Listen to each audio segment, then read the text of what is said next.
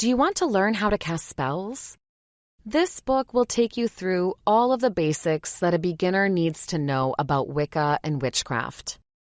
You'll learn how to cast spells, make potions, and perform rituals with crystals, herbs, candles, and more. Hello, this is Sybil Wolfe, and you are listening to Wicca, a beginner's guide to learn the secrets of witchcraft with Wiccan spells and moon rituals, the starter kit for modern witches with herbal, candle, and crystal magic traditions, provided to you by United Audiobooks. I hope you enjoy my audiobook. Now, let us begin.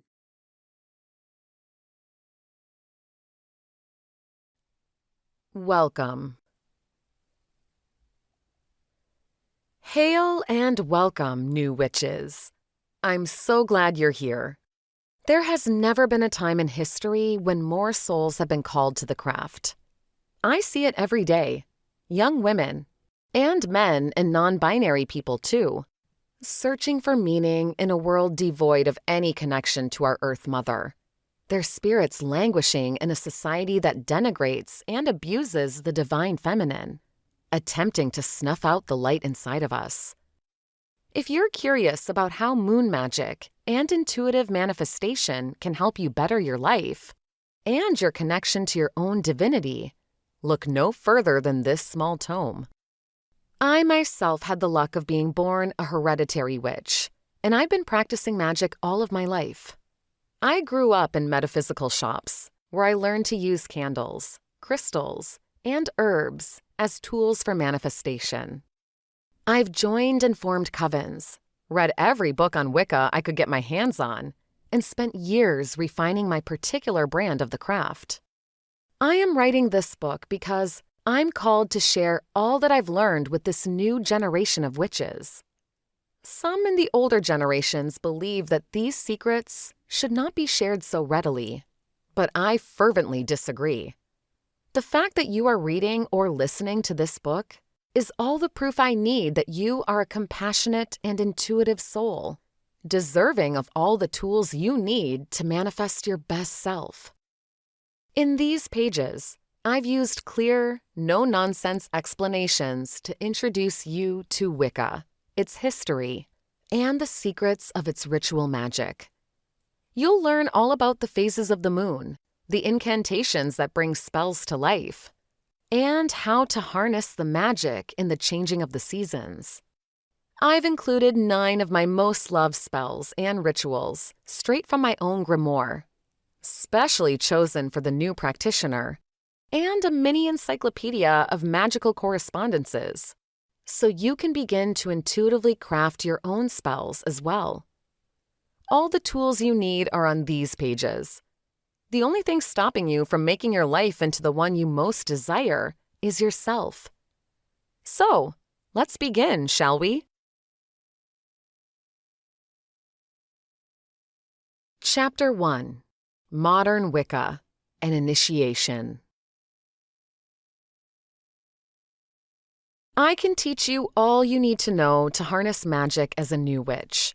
But before you learn to cast your first spells, you must first understand where the magic comes from and how to harness it.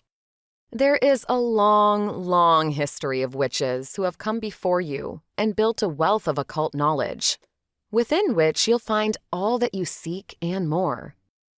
Here's a crash course on Wicca 101, or an initiation, if you will. What is Wicca? Wicca is a form of modern paganism whose practitioners are called witches and who use spiritual symbolism and magical rites to manipulate the energies of the universe. That power of manipulation and manifestation, the ability to harness energy in the form of magic, is what makes a witch a witch. Wicca, to most, is less an organized religion and more an intimate spiritual practice. Wiccan beliefs and practices are largely inspired by Western European folk magic and old religions. But Wicca also acknowledges spiritual symbols that cross cultures and pantheons, borrowing from pre-Christian belief systems around the world. Wiccan practitioners are a wildly diverse bunch who perform magic in numerous ways, from ornate, sacred ritual rites honoring gods and goddesses, to simply stirring a little bit of magic into their morning tea. Still, witches are all united by our reverence for the divinity in nature and our powers of manifestation. The core tenets of Wicca. Because Wicca is deeply personal in nature, no two practitioners hold exactly the same beliefs and traditions. Once, the word Wicca meant something very specific, referring to a set of rites that were kept secret from all but the initiated. And there is more on this in Chapter 2. Over the years, however, Wicca has evolved into many different disciplines with many different practices. Within these disciplines, and even within various covens within these disciplines, an individual Wiccan's core beliefs may vary greatly. The vast majority of Wiccans, however, are united by the following 4 main tenets. Divinity is in nature. Wicca and witchcraft are earth-based practices. While Wiccans may disagree about what exactly divinity is, we all accept that it resides in nature. I'll go into depth about how witches revere and work with nature in Chapter 3. We have the power to shape our realities. Witchcraft is at the heart of Wicca, and in its simplest form, it is the process through which witches manipulate reality. Wiccan sects and solitary practitioners often have different ideas about what makes someone a witch, but they all agree that a witch holds the power to manifest his or her reality through magic. Do unto others. Yes, the Golden Rule is a core tenet of Wicca, as it is in many systems of belief. In fact, we call it the Wiccan Rede. And while translations differ slightly, they boil down to this: harm none and do what you will. This means that any kind of energetic manipulation is fair game in witchcraft, as long as the witch does not seek to cause harm to another person. Essentially, Wiccans are good witches. You reap what you sow. While this is the most controversial of the tenets, it is nonetheless an integral part of Wicca. It is the belief that, when a witch sends harmful, violent, or vengeful energy into the universe, she will receive this negativity back thrice. Wiccans call this the Rule of Three, or the Threefold Law. And while it also means that the good you send into the universe comes back to you 3 times, we typically reference this rule as an incentive not to hex an ex or curse a boss. However deserving of retribution a wrongdoer may be, the Wiccan trusts karma to dole out justice. Witches who don't follow these 4 core beliefs are unlikely to consider themselves Wiccans. Yes, I know, it's confusing. Let's take a look at the distinction. Wicca versus witchcraft. Put simply, all Wiccans are witches, but not all witches are Wiccans. As you'll learn in the next chapter, Wicca is a relatively new concept intended to unify and popularize esoteric witchcraft practices throughout Western Europe. So witchcraft actually predates Wicca by millennia. Additionally, while Wicca draws its inspiration primarily from Western European paganism, witches, shamans, and other magic users have existed in cultures around the world throughout human history.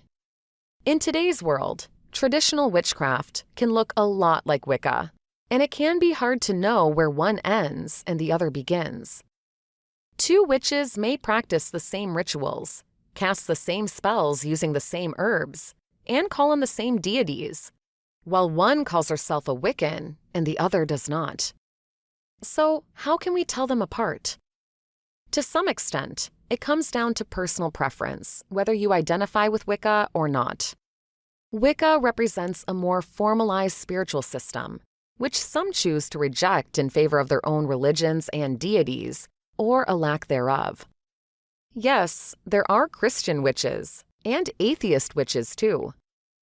Those who do not follow the Wiccan Rede and the Rule of Three are likely not to identify with Wicca, even if they practice in such a way that their witchcraft looks essentially the same as mine.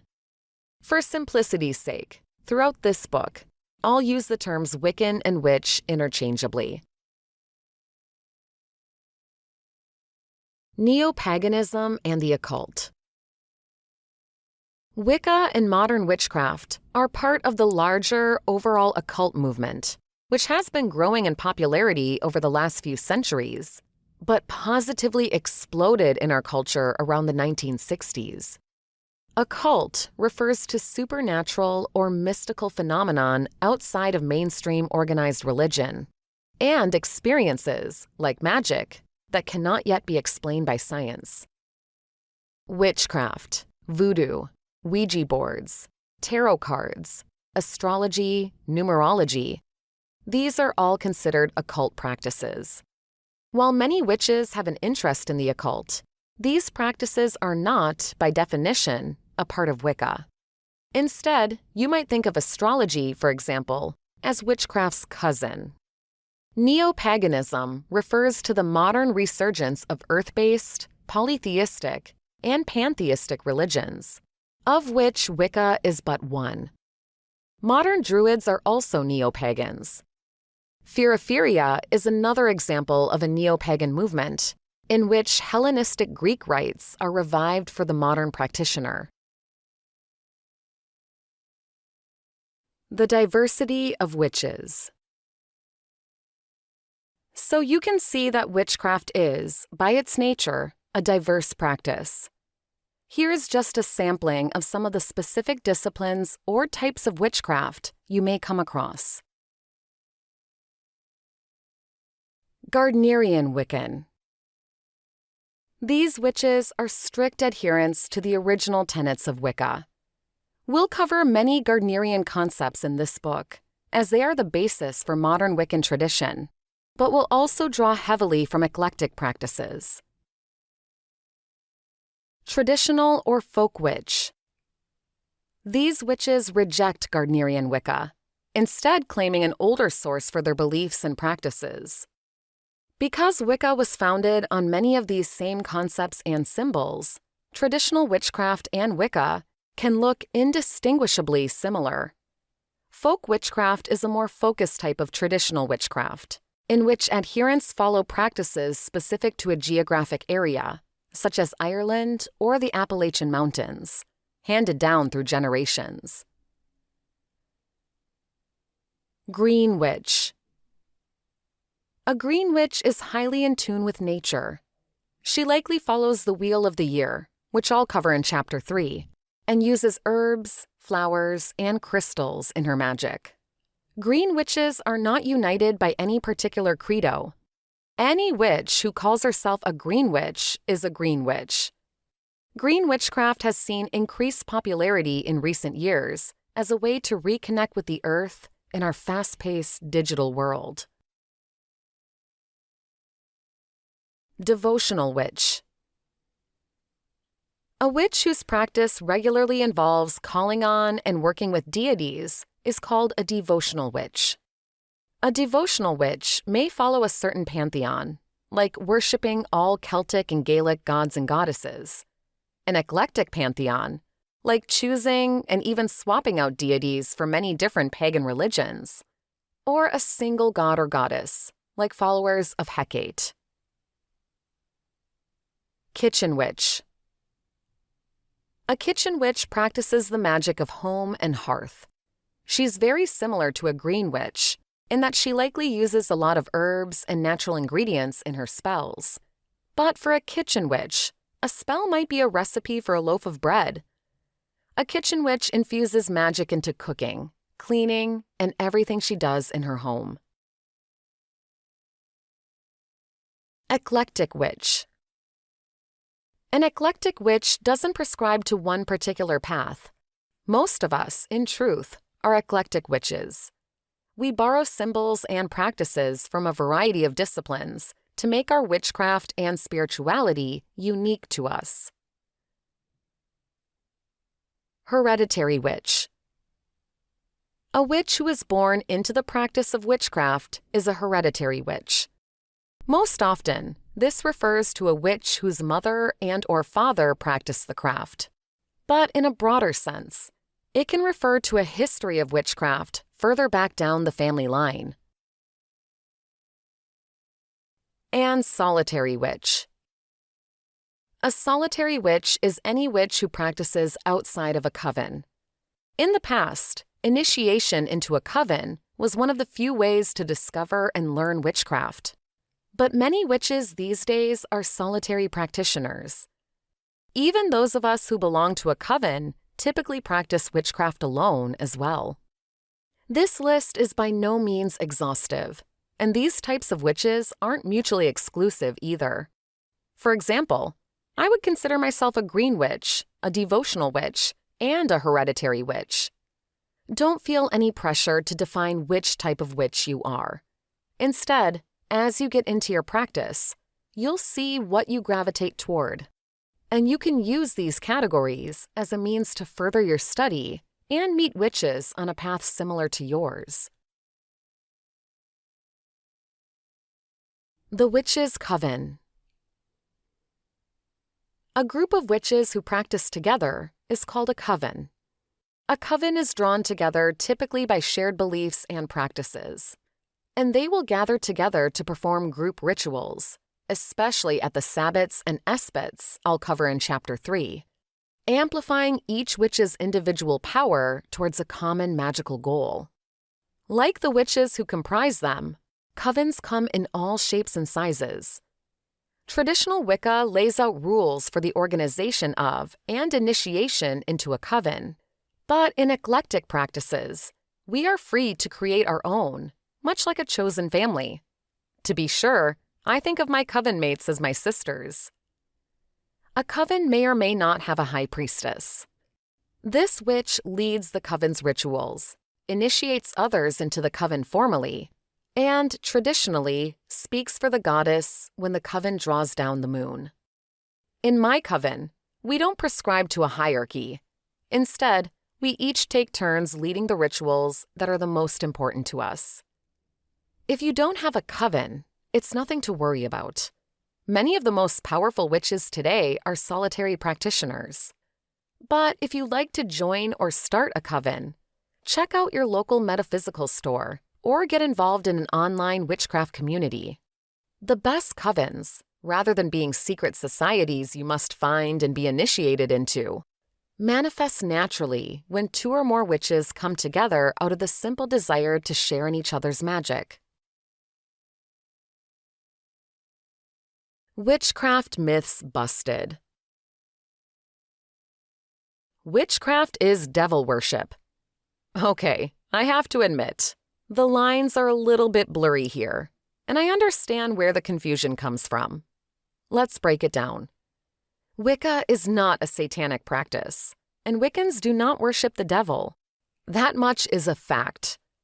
The confusion comes in around the time of the witch hunts, which began in Europe long before the Salem witch trials of fame.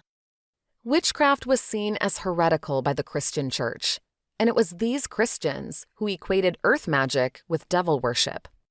This association between witchcraft and the devil is still proliferated today in popular culture. In truth, the vast majority of witches are pagans whose belief system predates not only the devil, but Christianity altogether. While some witches may also be Satanists, these witches are decidedly not Wiccans. A witch is born, not made. You have to have a certain birthright to practice witchcraft. Incorrect. A witch is defined by her belief in herself and her powers of manifestation. While hereditary witches are a thing, you don't need to have another witch in your family line to practice Wicca. Only women can be witches. Not so.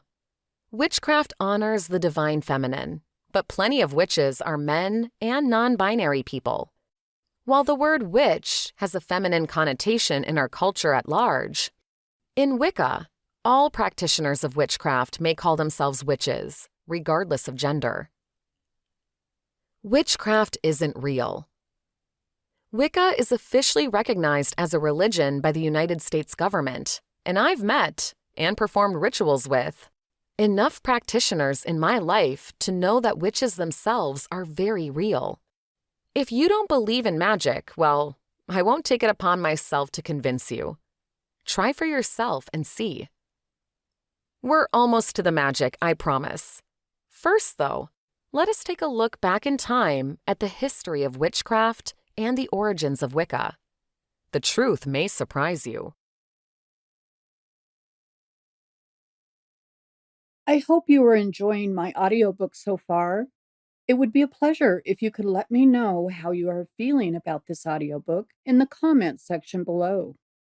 We would greatly appreciate it if you could also like this video and subscribe to United Audiobooks to have access to more best-selling audiobooks in the future.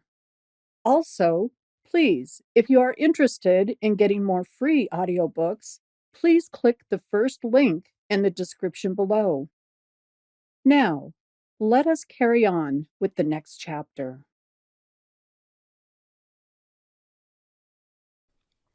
Chapter 2. A Brief History of Witchcraft. Witches are as old as the imagination of mankind. It seems in nearly every ancient culture, we have evidence of sacred and revered magic users. Those who bend reality to their will, be it through animism or herbalism.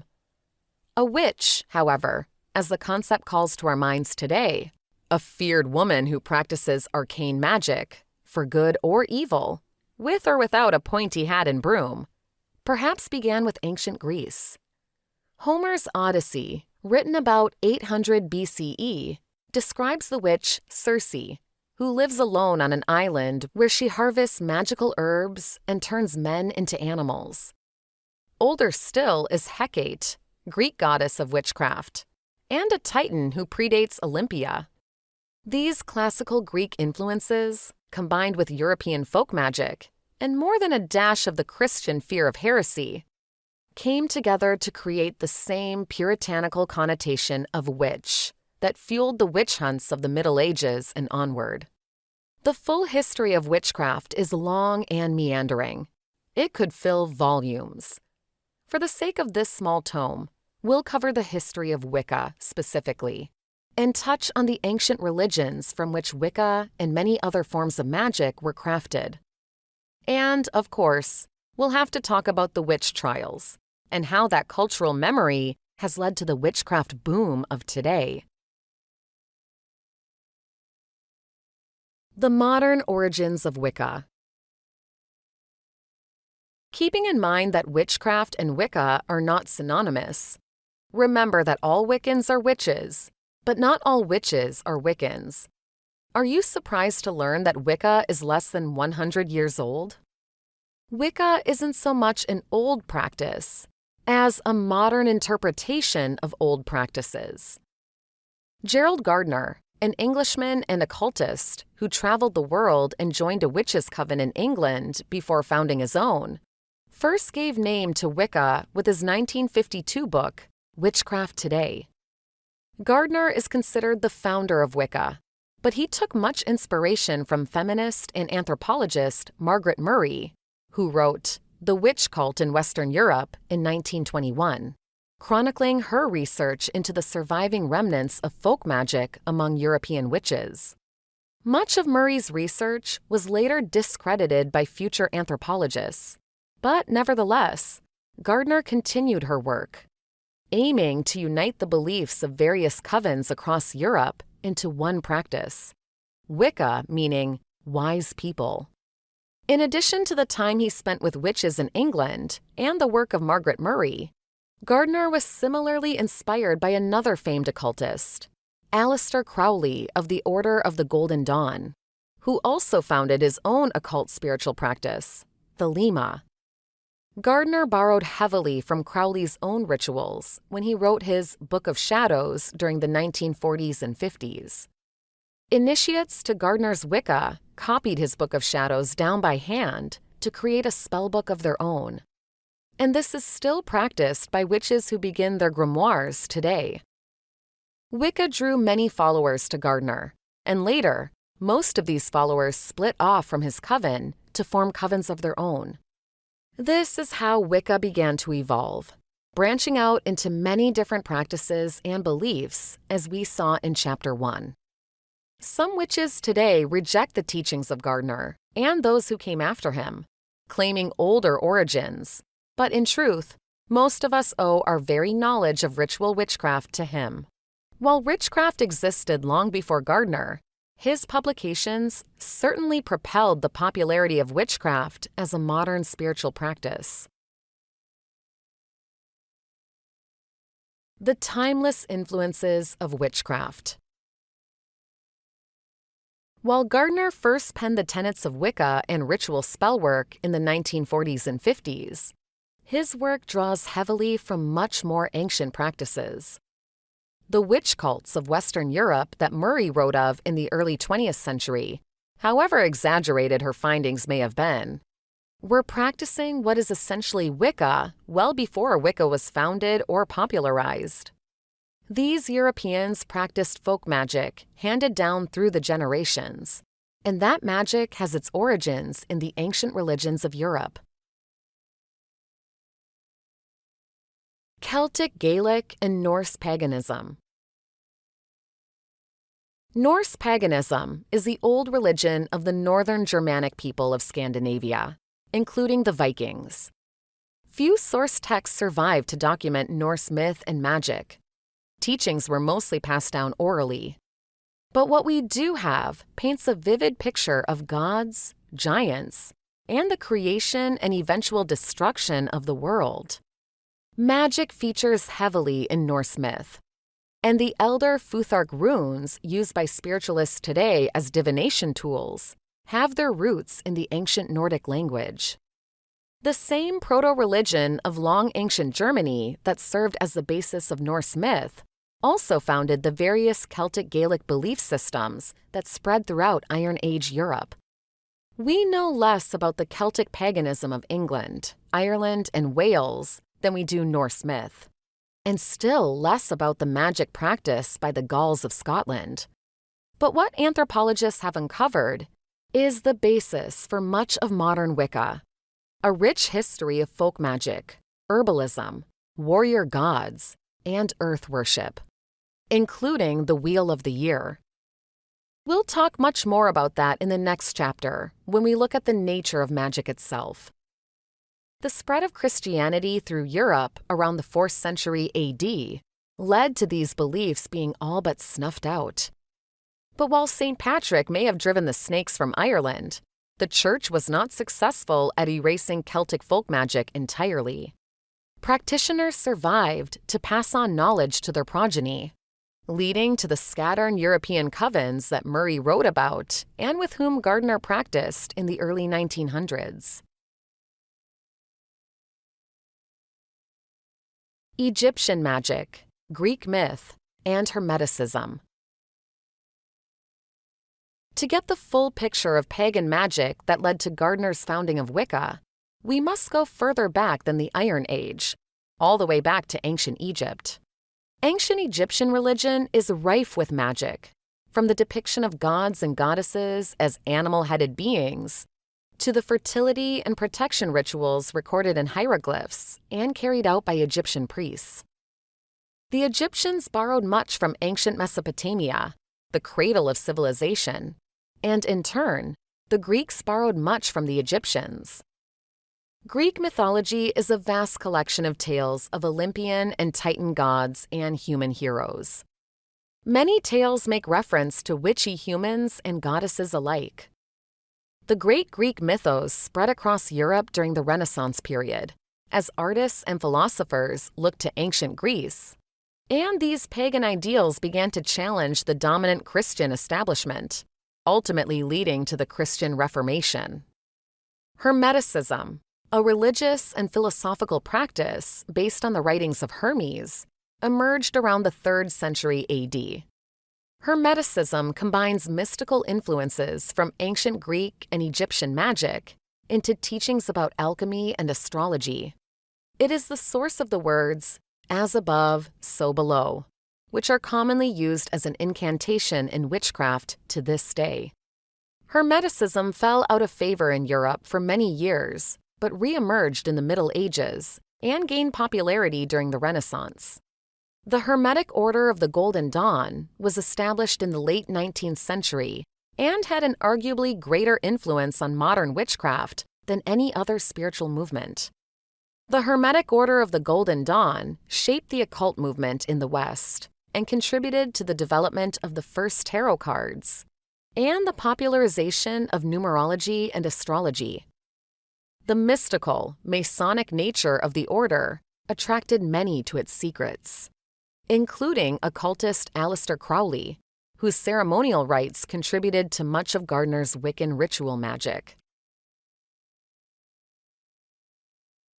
Religious persecution.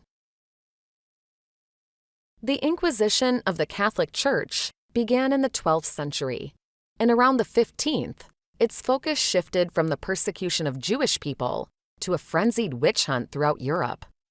In 1484, Pope Innocent VIII declared that witches did, in fact, exist, and that they were a threat to Christian people everywhere. To believe otherwise became heretical. Medieval clerics and everyday people did not have any solid basis for their beliefs about witchcraft. The depictions from religious texts at this time indicate a woeful misunderstanding of paganism as satanic in nature. Unfortunately, the victims of the Inquisition were mostly innocent women who did not practice folk magic at all. They were simply targeted for being insubordinate, elderly, or outside the status quo, sometimes for no reason at all besides the religious zeal of the persecutors.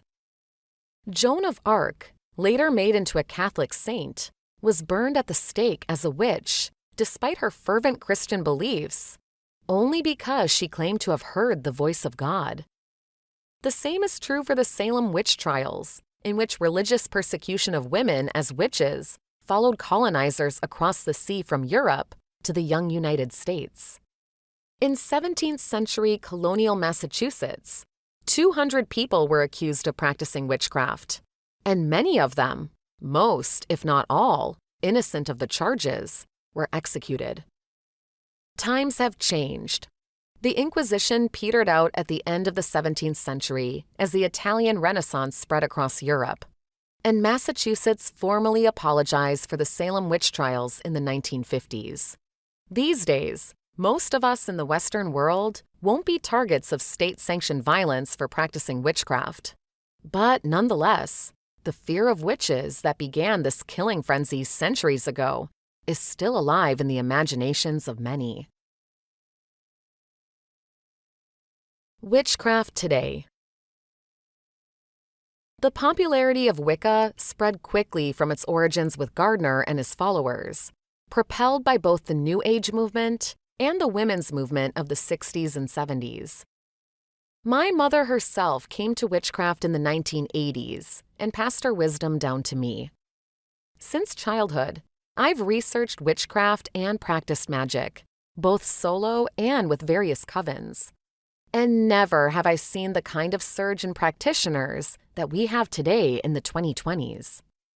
While our world grows ever more digital, fast-paced, and disconnected from nature, it's no surprise that so many are turning to the old-school earth magic of Wicca.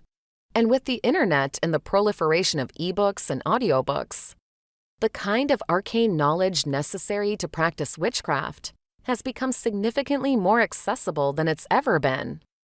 Not to mention the fact that misogyny in our culture seems to be reaching ahead, a pushback against the success of women's liberation in recent decades. Put it all together, and it makes the perfect potion for helping a new generation of witches claim their power. You are one of them, and I'm so pleased to help you along on your journey. Blessed be. All right, I've covered the basics and doled out the history lessons. It's time to talk magic. But before we can get into the nitty-gritty of spellwork, we must answer the essential question: what is magic? Chapter 3: The Nature of Magic and the Magic of Nature. The source of magic. So, what's the secret? Magic is energy, and witchcraft is the intentional manipulation of that energy. Everything in nature resonates with its own unique energies, including us humans. By learning to recognize and transmute these energies, moving them between objects and people, and from objects and people out into the universe, witches are able to manipulate reality to align with our will. It's difficult to pin down scientifically. If it weren't, witchcraft wouldn't be a cult after all. But there is empirical and theoretical evidence to support the idea that all things in the universe are made of energy.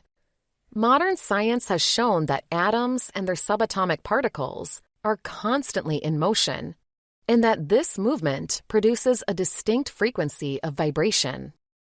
Science hasn't yet answered the question of how witches are able to manipulate this energy, but ask any witch, and she'll tell you that the secret is all in manifestation. Manifestation. The concept of manifestation in witchcraft is similar to the law of attraction popularized by celebrities in recent years. The idea, quite simply, is that by putting energy out into the universe, you can attract what you want back to you. Unlike Oprah, however, Wiccans use ceremonial magic and spellwork to add powerful, natural energies to our manifestations, ensuring that our will comes to be. Everyone has the power of manifestation. Some of us are just more in tune with our innate powers than others. The study of witchcraft will help you increase your manifestation power as you learn how to effectively use energetic objects like symbols, herbs, candles, and crystals to transmute natural energies. But your best tool as a new witch is your own intuition. Intuition. Intuition is an innate gift every human being has. It is our ability to deeply know something is true, even when we cannot explain it rationally. Intuition is the basis for psychic powers, clairvoyant practices like tarot cards, and much of witchcraft. Beyond the instruction book, our intuition is what tells us witches how to cast a spell. Maybe you're already in touch with your intuition.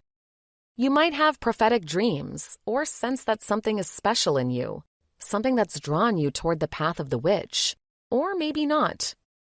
Maybe you feel as though intuition is a totally foreign concept to you, and you can't seem to hear your inner voice at all.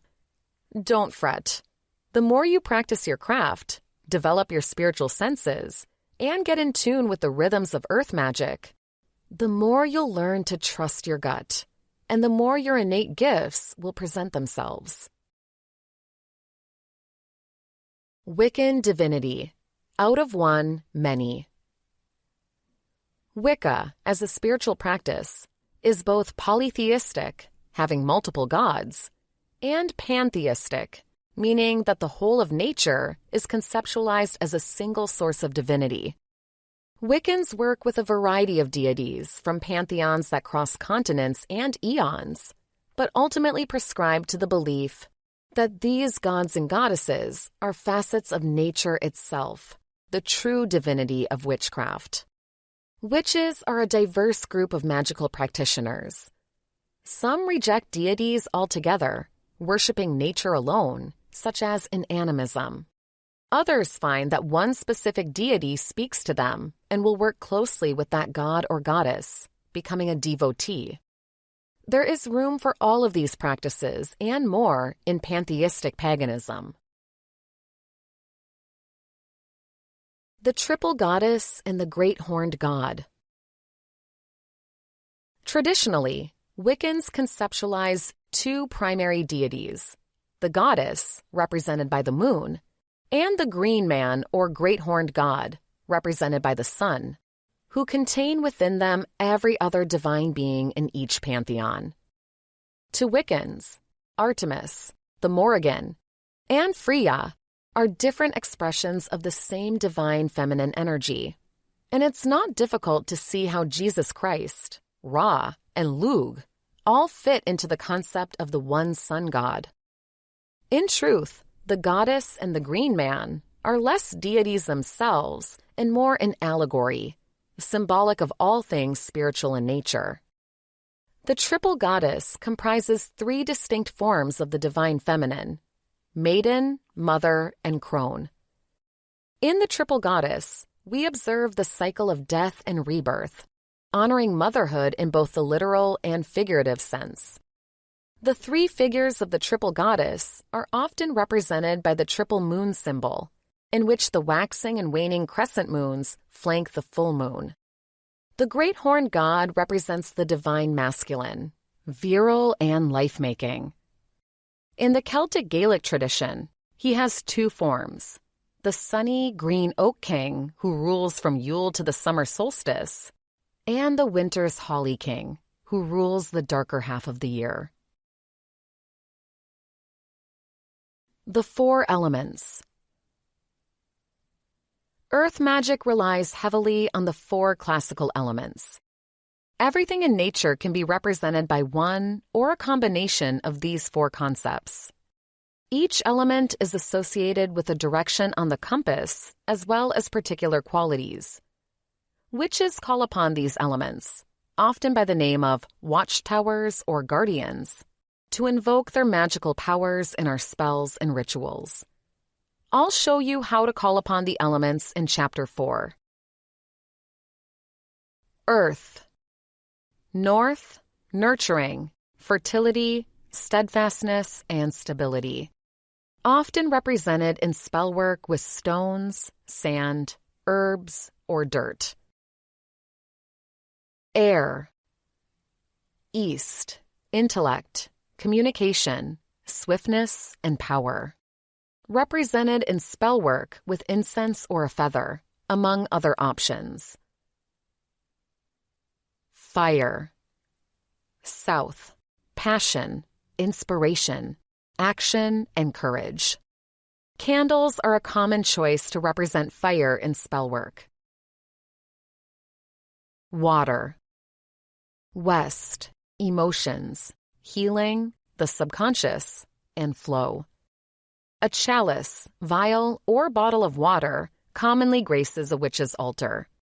Seashells are also a popular choice to represent this element. Sometimes spirit is acknowledged as a 5th element.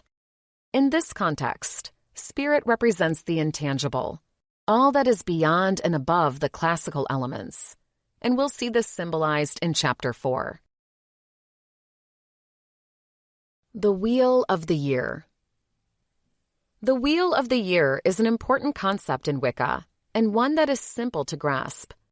Put simply, it is the pagan calendar. Witches believe that there is magic in the changing of the seasons.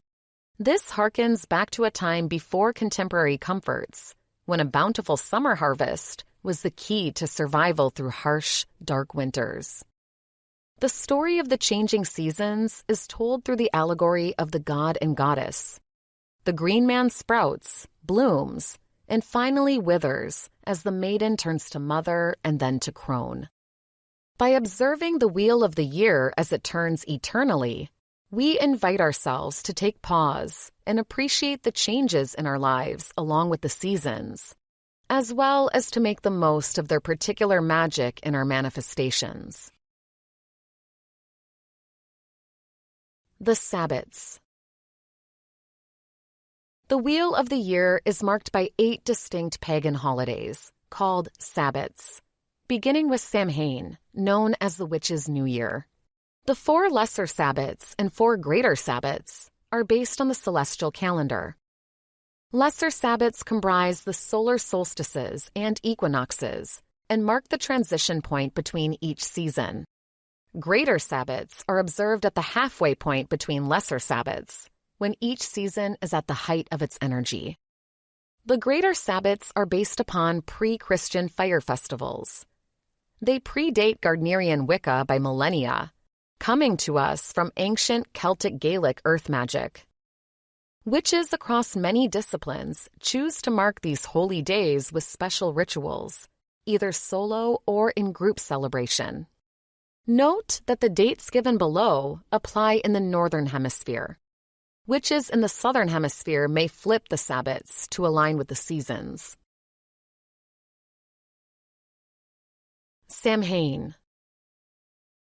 Samhain is the third and final harvest festival of the year, and it marks the halfway point between the fall equinox and the winter solstice.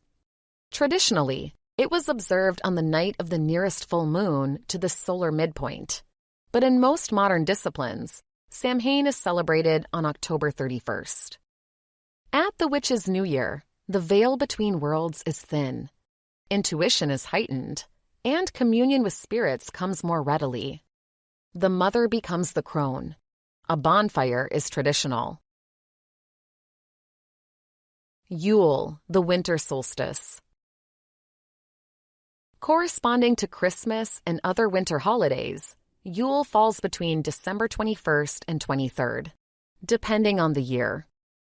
Equivalent to Christmas, witches celebrate Yule with similar winter festivities, including Yule logs and wassail, a kind of hot mulled cider. On this, the shortest day of the year, witches reflect on the darkness as well as the coming light. We mourn the death of the great horned god in the form of the Holly King, while looking to his return as the Oak King come spring. Imbolc. This Sabbat is the midpoint between Yule and the spring equinox, celebrated on February 1st. Imbolc celebrates lambing season and the quickening of the earth. As the sheepherder's flock grows pregnant, so too do the first stirrings of spring begin. Also known as Candlemas, Imbolc is all about light and strongly connected to the Celtic goddess Brigid. It is traditional to have a bonfire and to light candles in the home. Ostara, the spring equinox. The spring equinox falls between March 21st and 23rd each year. In Wicca, it is known as Ostara, named for Oster, Germanic goddess of spring. It is no coincidence that the similarly named Christian holiday of Easter aligns with the spring equinox. Ostara is all about celebrating the first day of spring, welcoming in fertility and abundance. The egg is an important symbol of this Sabbat, representing rebirth and potential, and witches may decorate their homes with spring flowers. Beltane. Beltane is the greater Sabbat that marks the height of spring and the beginning of summer, observed on the first day of May or May Day. The Green Man, as the Oak King at the height of his power, falls in love with and marries the goddess as the maiden. Beltane is the pagan festival of love and life, and yes, a bonfire is a must. Many covens still practice the ritual of the maypole, in which witches dance around the pole, entwining colorful ribbons to represent the union of god and goddess, of earth and sky. Litha, the summer solstice. On this, the longest day of the year, witches say goodbye to the Oak King in the height of his power as he passes the torch to the Holly King, who rules as the days begin to shorten again. Litha is a festival of joy and celebration as the goddess moves from maiden to mother. We know that the nights will grow longer from here, bringing the cold months and an end to the harvest. But for now, we light fires and celebrate virility and abundance. Fresh herbs, flowers, and summer fruits are all symbols of the summer solstice. The summer solstice occurs between June 21st and 23rd. Lammas. Lammas is the first of 3 harvest festivals in the Wheel of the Year, falling on the 1st of August. Grain is the major crop for this time of year, and Lammas is celebrated with the baking and breaking of bread. The goddess here is in her height as the mother, and as with all greater sabbats, a bonfire is a must. Mabon, the autumn equinox. The second and primary harvest festival, Mabon, falls between September 21st and 23rd, depending on the year. Mabon is like the Wiccan equivalent of Thanksgiving, a festival of gratitude and friendship marked by a grand feast, and symbolized by the cornucopia full of ripe fruits. This is the time of year that witches reap what we have sown, magically speaking, and prepare for the long winter months ahead. The Esbats. If we think of the Sabbats in terms of major Christian holidays, Esbats, then, are akin to regular church services. These minor spiritual observances correspond with the lunar cycle, occurring at each of the calendar year's 12 full moons. Because the moon's transit around Earth is actually 29.5 days rather than an even 29, some months will contain 2 full moons. The second full moon in a month is known as the blue moon, a time when manifestation magic is especially powerful. Wiccans observe the Esbats in different ways. In some covens, Esbats are celebrated on both the full and new moons, while others may only meet for an Esbat once or twice a year, or not at all. Solitary practitioners commonly mark the Esbats with spell work and private ritual observances, such as a full moon cleansing bath. See Chapter 6 for my personal full moon bath spell. The cycles of the moon. The moon is an important symbol in earth magic and pagan spiritual systems. It represents the divine feminine, the triple goddess, as the sun corresponds to the horned god. The moon holds magic over each of us and our lives, as seen in the changing tides and the female reproductive cycle. It represents the subconscious, the inner world, and intuition. And this is precisely why the moon means so much to a witch. Each month, the maiden grows in her prime during the waxing moon, manifests as the mother in the light of the full moon, and finally ages into the wise old crone as the moon wanes. As the lunar cycle progresses, the energy the moon imparts on us shifts correspondingly, and by timing our spells and rituals, witches utilize these energetic gifts to amplify our magic. The new moon. Also called the dark moon, this is a time when the moon cannot be seen in the sky. It reflects no light from the sun. During the dark moon, the veil between worlds is thin. Intuition is at its peak, and inner work is favored over outer manifestation. The new moon marks the first day of the lunar cycle, when witches work with new beginnings and the setting of intentions. The waxing moon.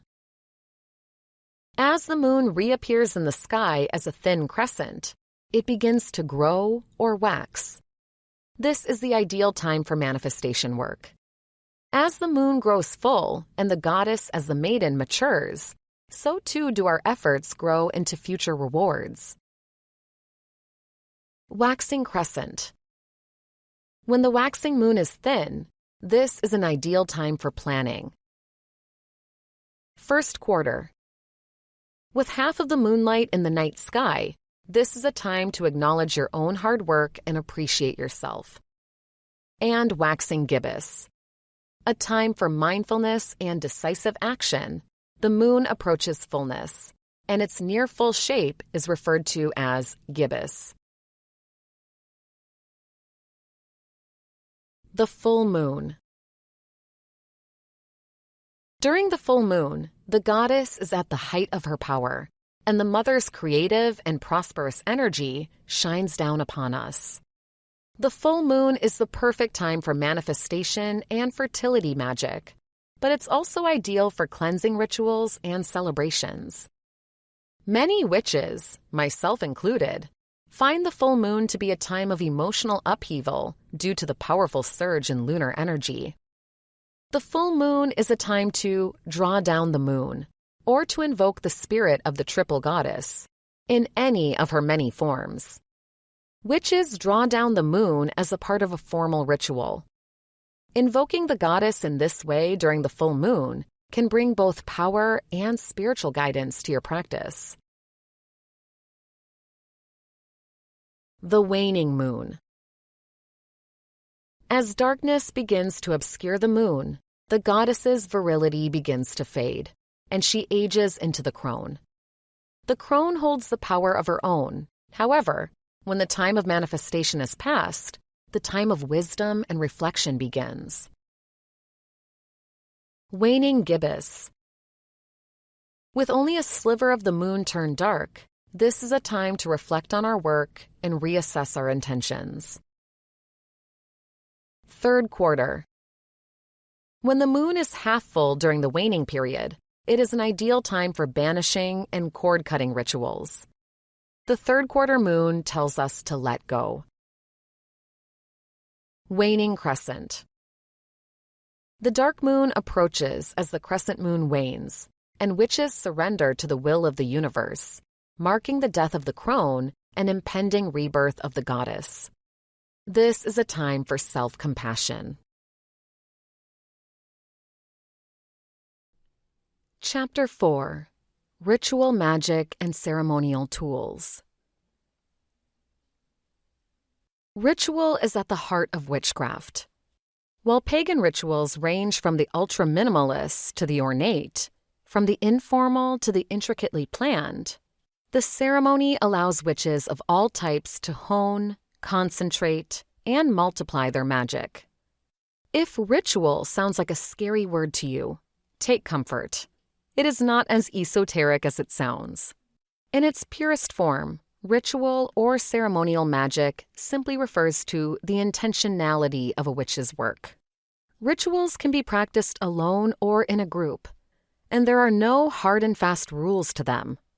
Even a simple cross-legged meditation is a ritual. Still, there is something to be said for the inherent power of the witch's circle, the calling of the quarters, and other ceremonial traditions. They amplify our power, verbalize our intentions, and symbolize how our will be done.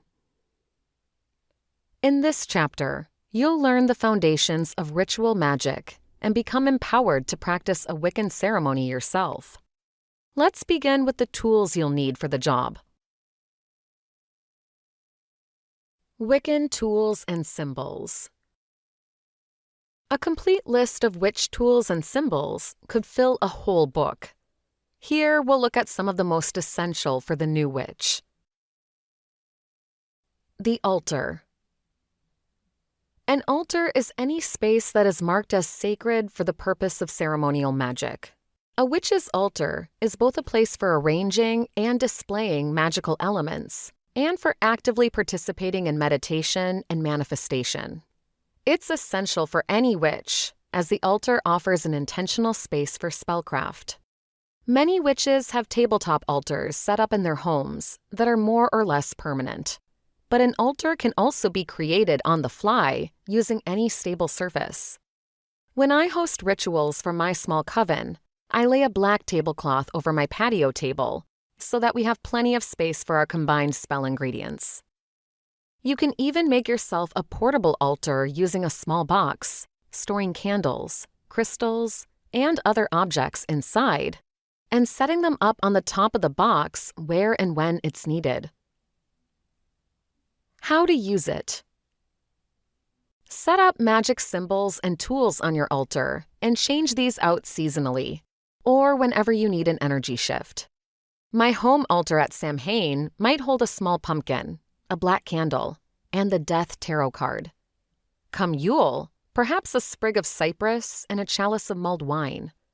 There are no rules when it comes to decorating your altar, except that anything placed on it should be sacred to you and chosen with intention. A witch's altar is a unique and highly adaptable space. Make it your own and get creative with it.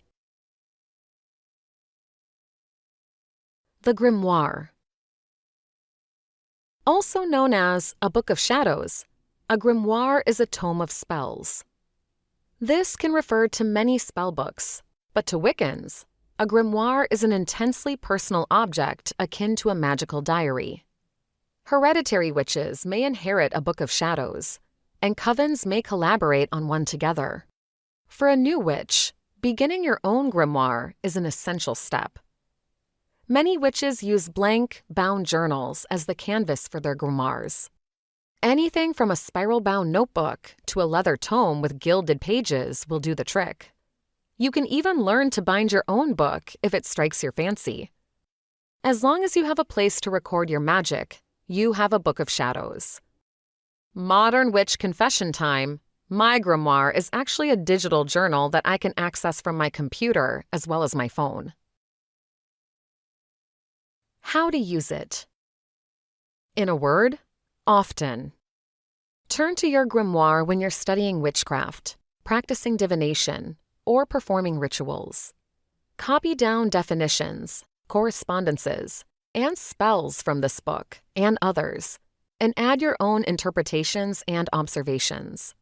Include pictures, affirmations, pressed flowers, drawings, and anything else that brings the magic alive for you. Over time, you'll compile a remarkable tome of knowledge that reflects both the tradition of the craft and your own intuition. This is a powerful combination indeed. The Pentacle. The quintessential symbol of the witch, a pentacle is a pentagram, or five-pointed star, inside a circle. It is both a symbol of the Wiccan faith itself, as the cross is to Christianity and the six-pointed star to Judaism, and a powerful talisman in magic spells.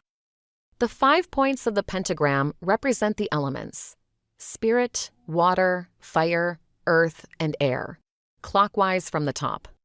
Spirit points upward, symbolizing that the divine rules above the earthly. A common misconception is that the pentacle represents Satan, but the orientation of the pentagram is the key difference here. An inverted pentagram, in which the point representing spirit is flipped such that the other elements rule above it, represents the triumph of the earthly over the divine. It also happens to resemble the shape of a horned goat's head. The modern Church of Satan has adopted the inverted pentacle as the symbol of Satanism. How to use it.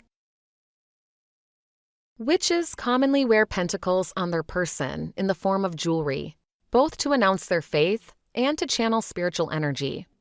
Cauldrons, altar cloths, athames, and more may be decorated with this symbol.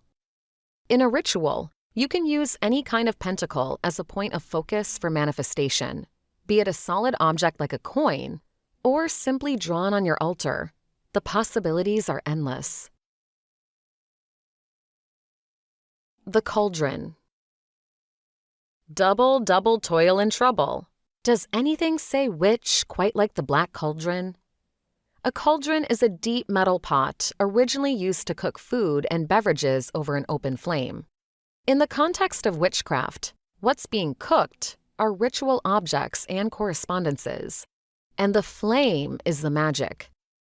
The cauldron symbolizes transformation and the divine feminine, resembling a womb, as well as the union of all four elements. Most of us modern witches don't have the space for a huge cast iron pot and open fire, so small, three-legged tabletop cauldrons are a popular choice for ritual use. How to use it.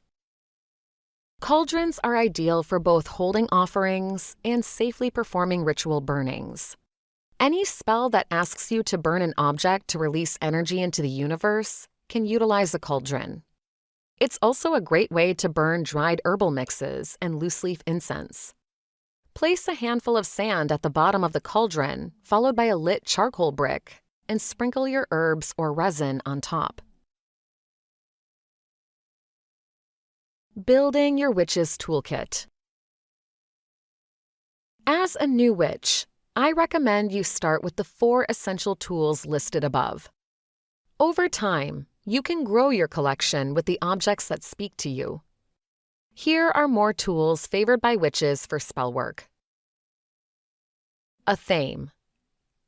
A witch's ceremonial knife, commonly used to direct energy, cut cords, and open and close ritual circles. In most traditions, it is never used to cut flesh. A thame blades and handles come in a variety of styles and materials. Besom. What's a witch without her broom? A besom is a small ritual broom made of natural materials such as birch. It is used to cleanse an area of errant energies. Think of the besom as sweeping away energetic dust. Bell. Symbolically, the chime of a bell signals an energetic shift.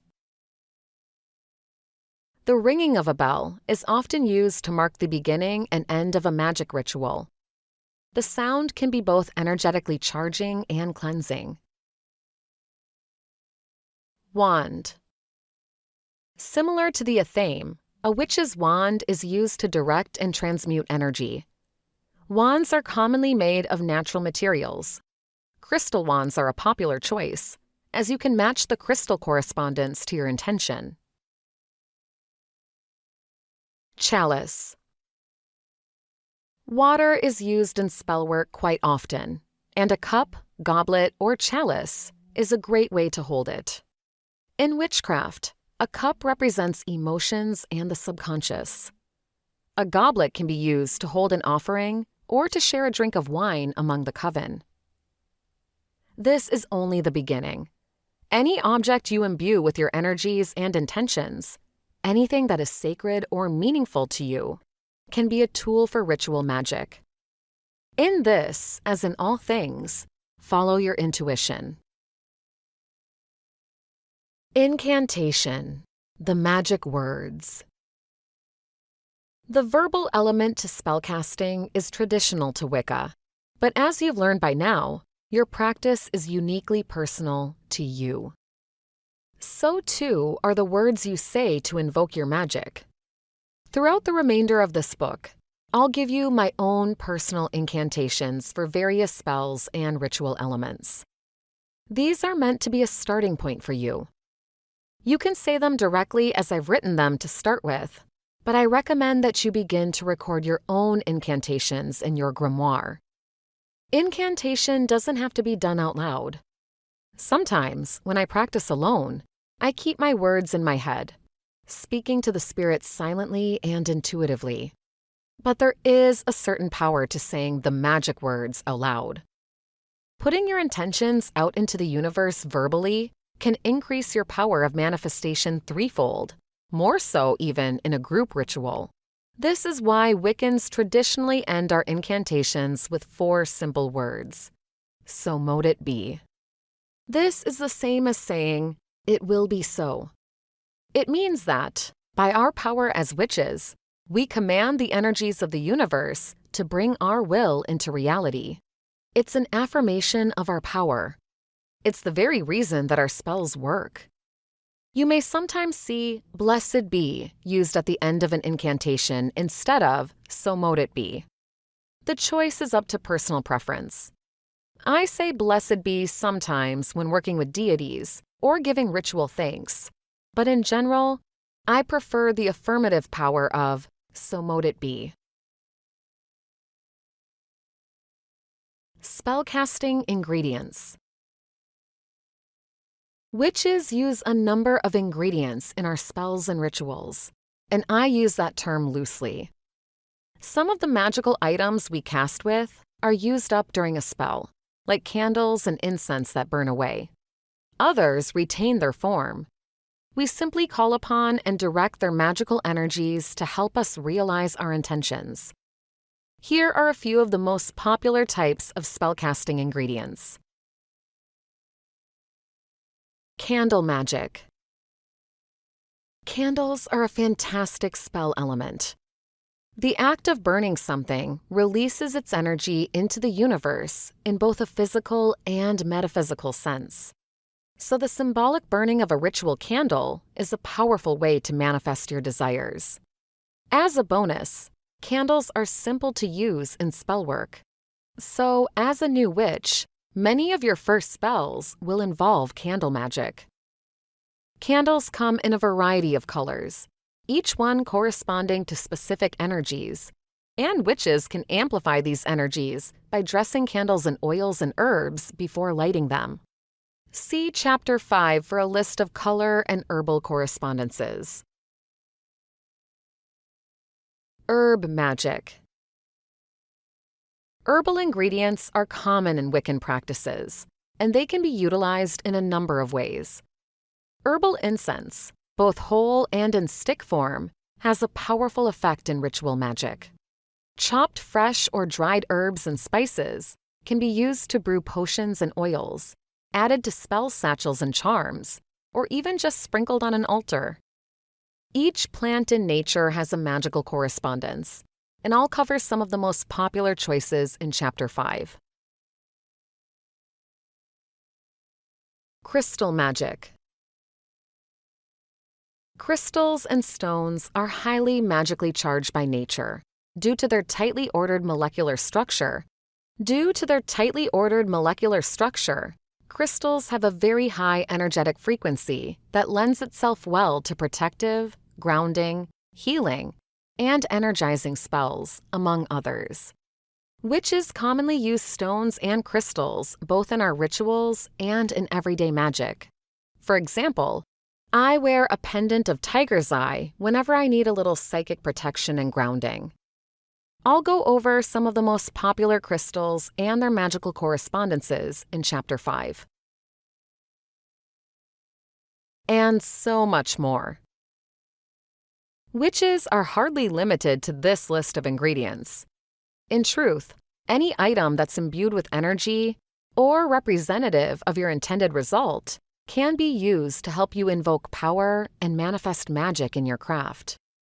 This includes everything from food and drinks to a lock of hair, from poppet dolls to old keys, from a photo of a loved one to a tarot card.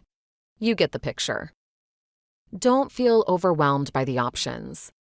You can stick to candles, herbs, and stones to start. You'll see some examples of more creative spell ingredients in Chapter 5, and as you practice and hone your craft, you'll learn to choose powerful ingredients intuitively. The Sacred Circle. In Wicca, ritual magic is practiced within what's called a sacred circle. This is a bounded, energetic space that witches mark off ceremonially to protect themselves and their spellcasting from the influence of outside forces. The circle is cast at the beginning of a ritual, and nothing must cross its bounds until the ritual is completed and the circle dispersed. Although you can use an athame to energetically cut and exit in the circle if it's absolutely essential to leave. Casting the circle is a particularly formal element to Wiccan rituals. Some witches and covens cast a circle every time they perform a spell, but most of us reserve this practice for sabbats, espits, and especially potent spell work. Here's an example of how I might attract wealth with a simple spell versus in a ritual with a cast circle. Simple spell. At any moon phase during any time of the day, I dress a green candle in cinnamon and carve the Futhark rune into its surface. I ground and center myself, say my intention aloud, and light the candle on my altar. Then I go about my day. Ritual circle. During the full moon, in the evening when the moon is bright, I clear my altar physically by removing clutter and energetically by burning Palo Santo. I ground and center myself, cast the circle, and call the corners for their powers. I draw down the moon and call upon Freya, Norse goddess of abundance, to oversee my ritual, telling her my intention. I may use a figure of a cat to represent the goddess, along with the Ace of Pentacles for new financial opportunities. Then I dress my green candle with cinnamon, carve the Futhark rune into it, and light it. While the candle burns, I meditate on how and where I can manifest wealth in my life. Perhaps I recite a prayer to Freya. Finally, I close the ritual by releasing Freya and the corners and closing my sacred circle. I take a moment to feel gratitude before I move on with my evening, though after a ritual like this, I'm usually ready for bed. Both of these spells are effective, but one is simpler and the other more steeped in intent, and therefore power. It makes sense to choose a simple money spell when you're low on time or just need a boost of prosperity, saving a full-on abundance ritual for when you're gunning for a new job or a promotion. Let's take a look at each of the steps involved in casting a ritual circle. Casting the circle. The first step is to determine where your circle is located and how big it is. Typically, you and your altar are at the center of it. The circle can be as small as the corner of a room or large enough to encompass your whole home. There needn't be a physical element to a sacred circle, although you may choose to mark it off with sand or salt. And I've even used flower petals for Beltane and Litha. More important than any physical marker is that you and any other ritual participants visualize the space clearly. If you can, walk the circle clockwise 3 times. Carry incense with you as you do this, and visualize an energetic barrier forming around you, like a giant sphere or bubble. Once you've completed 3 rounds, no one should enter or exit from it without care. Calling the quarters. The quarters here refer to the 4 segments of the compass, sometimes also called the 4 corners. You can return to the center of the circle at your altar to call the quarters, or you can call each at a point facing the appropriate compass direction around the circle's circumference. Either way, you'll want to have a representation of each element in the north, east, south, and west. You can use 4 candles for this, green, yellow, red, and blue, respectively, or refer back to Chapter 3 for other representations. Beginning in the east, light your candle, or meditate over your representation of air, and recite these words. Guardians of the East, spirits of the air, I call upon you to watch over this magic circle. Lend me your power and protection. Let all energies that enter this circle do so in perfect love and trust. Hail and welcome. Repeat this process for each of the remaining quarters, moving clockwise until you arrive at the north. I like to personalize the incantation for each element. For example, I might ask the west to bless me and my coven with its healing waters, or for the north to ground and protect us. Once you've called the last quarter, the circle is cast.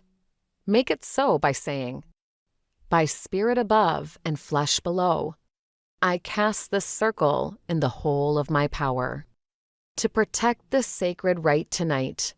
As I will it, so mote it be. Invoking deities. If you're working with deities in your spell work, calling them to your ritual will be your next step. Calling upon a chosen deity is a great way to amplify the power of your ritual.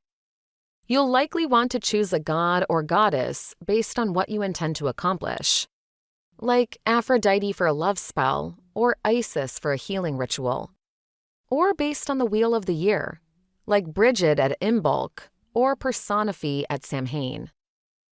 By invoking a deity, we ask them to bless our magic, and sometimes we receive guidance from them as well. Invocation of deities can be done in a number of ways. To keep it simple, use a representation of the god or goddess you want to call, like a small statue, an object that is sacred to that goddess, or even a drawing. Perhaps light incense that's favored by the deity. Then, recite an invocation, calling the deity directly by name and asking specifically for what you seek. For example, Fair Aphrodite, I entreat you to join in my rite tonight. Lend your passion and beauty to my pursuit of love, over which you so elegantly rule. Hail and welcome. We call upon you, Brigid, goddess of fire and hearth, to join in our celebration of the coming light. Protect and nurture us as we revere you and light this candle in your name. Hail and welcome. Once you've called the quarters and invoked any deities you wish to receive into your ritual, the energy within your sacred circle is at its height. This is the time to cast your spell. Chapter 6 contains a great selection of spells to get you started, which can be performed inside or outside of a ritual circle. Sharing food and drink. It's customary to share food and drink within the ritual circle. In fact, this rite is sometimes referred to as cakes and ale or cakes and wine. It's a celebration of gratitude for the abundance of life, which we share generously. If you're meeting in the circle with your coven, you may choose to pass around a goblet of wine and a morsel of food. We prefer chocolate cake in this coven. As we pass around the wine and cake, we say to each other, "May your cup never be empty. May you never want for hunger." If you're practicing your ritual alone, you may choose to share food and drink with the deities and spirits. Have some for yourself and set out a separate plate and goblet on your altar. After the ritual, be sure to dispose of your offerings on the ground, returning the bounty symbolically to the earth. Closing the circle. When your ritual is concluded, it's vital that you energetically close the sacred circle. First, however, say goodbye and give thanks to the spirits you have summoned. Watchtowers and witnesses, I thank you for your blessings tonight as every night. Stay if you wish, leave if you must, and know that you are always welcome. Hail and farewell. Then, visualize the bubble of your sacred circle shrinking into a single point at its center on your altar until it vanishes. And recite the words, "Though this circle is open, let it never be broken. As I will it, so mote it be." And that's it. You now know how to cast a sacred witch's circle, as well as the essential elements to spell work, including symbols, tools, and ingredients. But how do witches put it all together? In the next chapter, I've provided you with a small encyclopedia of magical correspondence so that you can choose the deities and ingredients that work best to manifest your intentions. Chapter 5. Mini Encyclopedia of Magical Symbols and Correspondences. In witchcraft, correspondence refers to the magical symbolism of an object, its properties and qualities, and how it corresponds, in other words, to spirituality. Witches choose our spell ingredients, ritual timing, and even our deities based on their correspondences in order to align the power of nature and spirit with our specific intentions. A complete encyclopedia of magical correspondences is simply impossible to produce.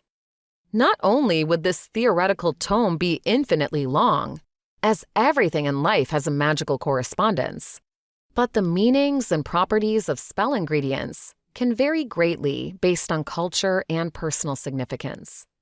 Correspondence is not entirely universal. For example, while lavender may represent serenity and relaxation in the encyclopedia, if your lover wears lavender perfume, you may have a magical association with the herb that is more closely related to lust than comfort. Neither correspondence is any more correct than the other. Instead, One is more intuitive and the other more traditional. Witches utilize correspondences to enhance our own powers of manifestation. So whatever it is that represents your will to you, that's the most powerful spell ingredient you can use. The best advice I can give you is to start keeping a dictionary of magical correspondences in your grimoire that is personal to you. Here is a miniature encyclopedia of the most common correspondences to get you started.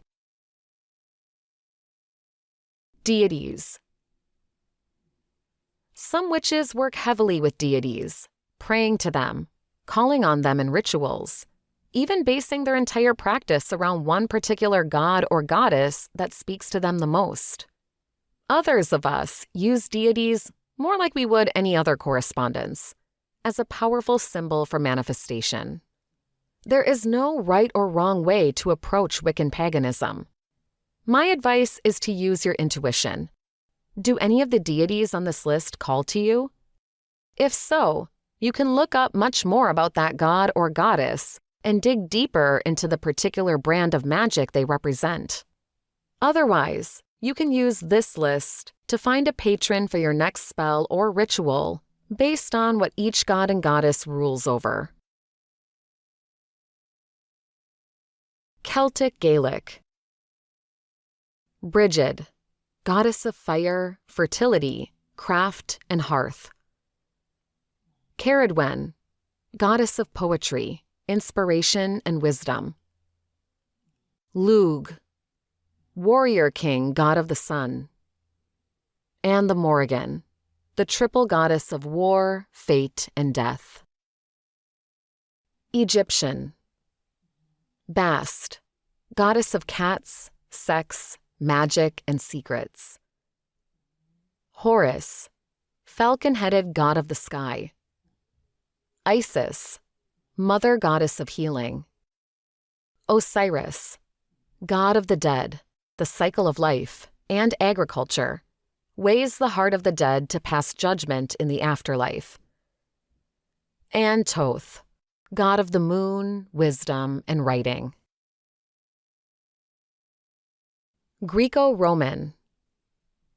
Apollo, god of the sun, music, and poetry. Aphrodite, goddess of love and beauty, Venus in Roman tradition. Artemis, goddess of the moon and the hunt, Diana in Roman tradition. Athena, goddess of war and wisdom. Demeter, goddess of the harvest and fertility. Hecate, Titan goddess of witchcraft and the crossroads. Hermes, messenger god of trade, wealth, and travel. Persephone, goddess of spring and queen of the underworld. And Poseidon, god of the sea. Norse. Freya, goddess of love, fertility, and death. Frigg, wife of Odin, goddess of marriage and fertility. Loki, half-giant trickster god. Odin, father of the gods, god of war, poetry, and wisdom. And Thor, son of Odin, god of thunder. Animals. Humans have long used animals as powerful symbols to represent aspects of our humanity, and the same holds true for their use in magic. To Wiccans, animals may be seen as omens or messengers, familiars or correspondences. Here are some of the most common associations. Ant, patience, stamina, planning, organization, self-discipline, and teamwork. Bat, rebirth, past lives, new ideas, change, and grief. Bear, wisdom, strength, protection, solitude, power, motherhood, and earth. Bees, communication, community, prosperity, and service. Bird, freedom, individuality, escape, travel, and air. Butterfly and caterpillar, transformation, reincarnation, balance, grace, air. Cat, intellect, moon magic, grace, mystery, purification, and the moon. Cow, wealth, prosperity, patience, and earth. Deer, gentleness, sensitivity, grace, innocence, and peace. Dog, loyalty, family, protection, faithfulness, and companionship. Elk, stamina, strength, pride, power, majesty, and nobility. Fish, abundance, fertility, harmony, love, emotions, water. Fox, intellect, subtlety, cunning, fire. Frog, healing, transformation, cleansing, water. Goat, independence, confidence, tenacity, flexibility, agility, and the sun. Horse, power, stability, courage, protection, astral travel, and the sun. Mouse, innocence, faith, trust, shyness, and quietness. Owl, wisdom, truth, insight, darkness, air, and the moon. Pigs, truth, intelligence, cunning, and earth. Rabbit, alertness, nurturing, safety, innocence, fertility, luck, and the moon. Rats, shrewdness, adaptability, success, and earth. Sheep, balance, fertility, new beginnings, and abundance. Snake, transformation, the divine feminine, power and sex. Spider, shape-shifting, wisdom, creativity, fate, and illusion.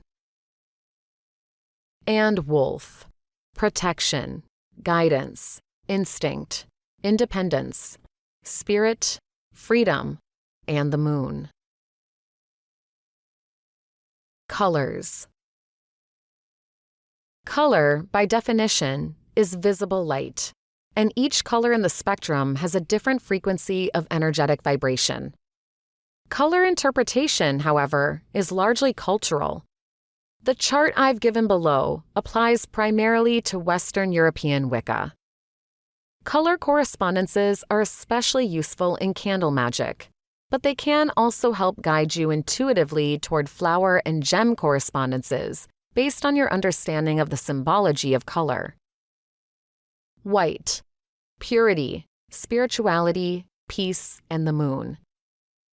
Black, protection, banishment, transformation, and the moon. Brown, family, stability, and home. Red, passion, strength, courage, sex, and fire. Pink, love, romantic, platonic, or self-love, healing and nurturing. Orange, ambition, opportunity, and success. Yellow, intelligence, reason, memory, air, and the sun. Green, fertility, abundance, growth, and earth. Blue, tranquility, communication, creativity, and water. And purple, wisdom, authority, and intuition. Crystals and stones. Crystals are some of my favorite magical objects because you can so clearly feel their energies working on you just by picking up the right stone.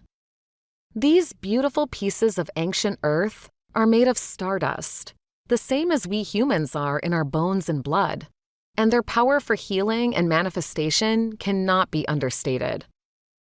Here's a list of the spiritual meanings of a few of my favorite crystals and stones. Amethyst, dreams, tranquility, breaking addictions, and psychic power.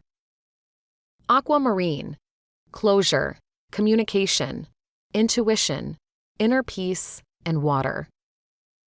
Black tourmaline, protection, grounding, dispels evil, conflict resolution, and earth. Bloodstone, grounding, transformation, stability through hardship, and earth.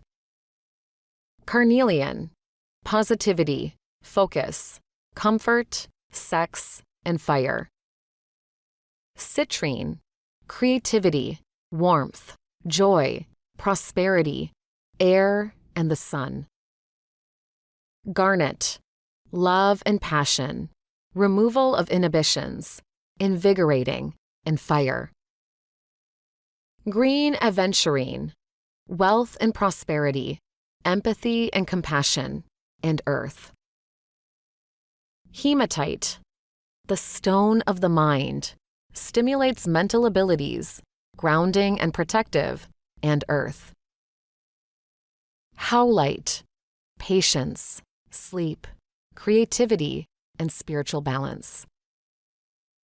Labradorite, intuition, imagination, truth, and transformation. Malachite, love, dreams, change, and healing. Moonstone, fertility, dreams, intuition, emotional healing, and the moon. Moss agate, abundance, prosperity, new beginnings, fresh ideas, and earth. Obsidian, purification, protection, pain relief, and intellect. Pyrite, intellect, memory, understanding, money, and air. Red jasper, balance, willpower, stamina, creativity, and fire. Rose quartz, self-love, love for others, pure heart, and healing. Selenite, powerfully cleansing and purifying, connects one to the spirit realm. Smoky quartz, grounding, protection, dreams, and emotions. Sodalite, communication, calm, self-esteem, rationality, and water. Sunstone, luck and prosperity, independence, optimism, and the sun.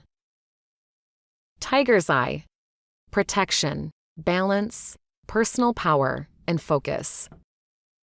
And turquoise, purification, truth, calm, communication, and water. Flowers, herbs, and more. Plant correspondences are, in many ways, at the center of earth magic. Witches use herbs, flowers, trees, and spices in potions, oil blends, dressed candles, spell sachets, and spell bottles, and as incense, essential oils, and so much more. Herbs can be used fresh or dried.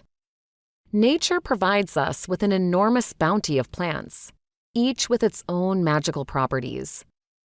Here, I've listed some of the most common and potent, but truly, a full encyclopedia of herbal correspondences is a great book to have on your shelf.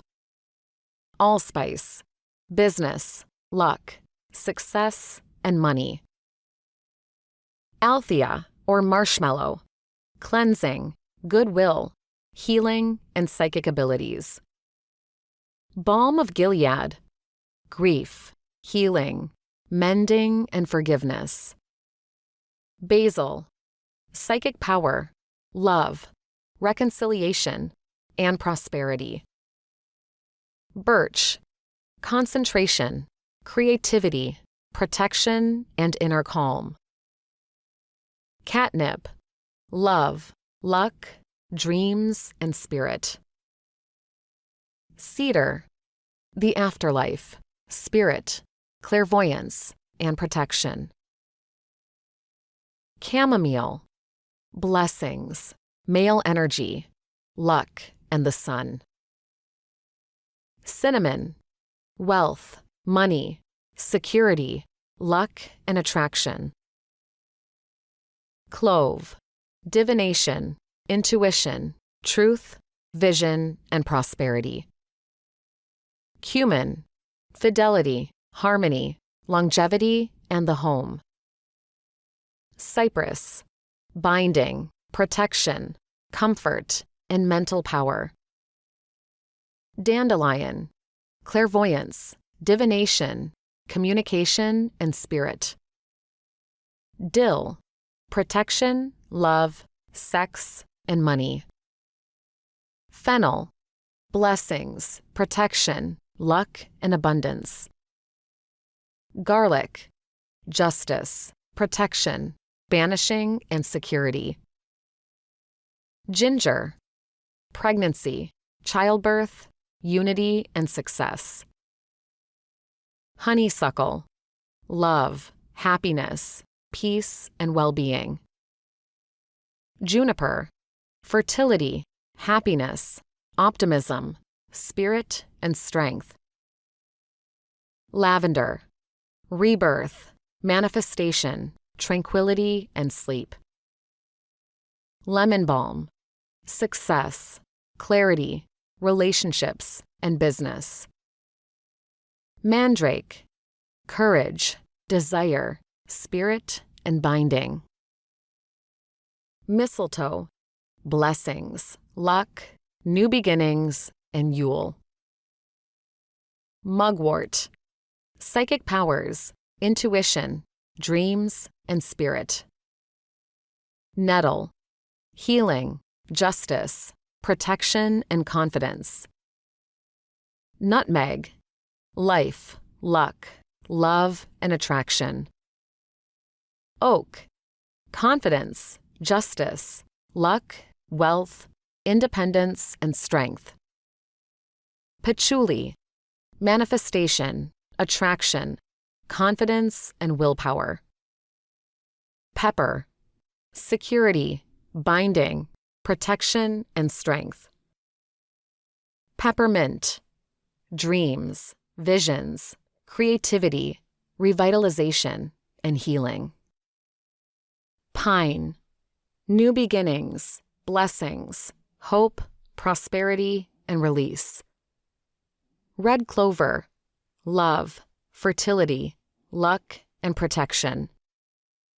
Rose, fertility, family, blessings, love, and happiness. Rosemary, inner power, protection, memory, and healing. Sage, cleansing, purifying, banishing, and clairvoyance.